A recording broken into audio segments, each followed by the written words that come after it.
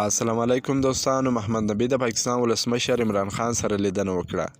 دا چې په دې لیدنه کې محمد نبی د عمران خان څخه څه غوښتي دي، عمران خان د محمد نبی څخه څه غوښتي دي، ویډیو تر اخره را سره وګورئ. که په دې چینل کې نوي یاست د چینل هم در سره سبسکرایب کړئ.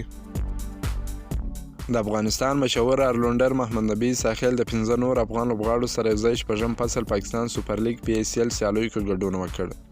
نوموړی د یو بل افغان لوبغاړي چینمین ورو ته پچونکي نور احمد لکنوال سره یوځای د تیر فصل اتلې لوبډلې کراچي کینګز لوبډلې په ګټه لوبیږي. د پاکستاني خبریال تاج صادق په وینا چې محمد نبی ساحل تیر ورځ د پاکستان پخوانی کرکټر او اوسنی لومړی وزیر عمران خان سره لیدلی دی.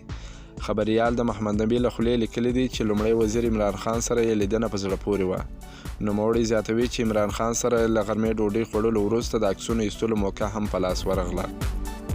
خبریال زیاتوي چې محمد نبی ساحل په دغه لیدنه کې د لومړي وزیر عمران خان څخه د پاکستان او افغانستان ترمنځ د کرکټ لړۍ ترسره کول غوښتنه کړې او عمران خان هم ورته مثبت ځواب ویلی دی. خبریال تاج صادق د محمد نبی له خولې زیاتوي چې لومړي وزیر عمران خان مجلس څخه ډیر خوند واخیست او د کرکټ په ډیرو شانو مور سره خبرې وکړې. باید یاد کړو چې محمد نبی ساحل تر اوسه په دې اړه څه نه دي ویلي، خو خبریال تاج صادق پرونی خبرې په خپل ټویټر اکاونټ خپرې کړې دي.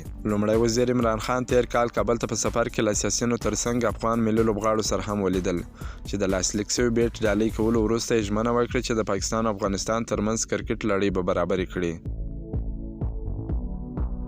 دا و د محمد نبی په اړه معلومات چې د عمران خان سره لیدنه کړې وه. کوم دا ویډیو خوښه سوي ویډیو در سره لایک کړئ. که په دې چینل کې نوي یاست د چینل هم در سره سبسکرایب کړئ. د نور تازه معلوماتو لپاره زموږ سره اوسئ. تر بلې ویډیو پورې د الله په امان.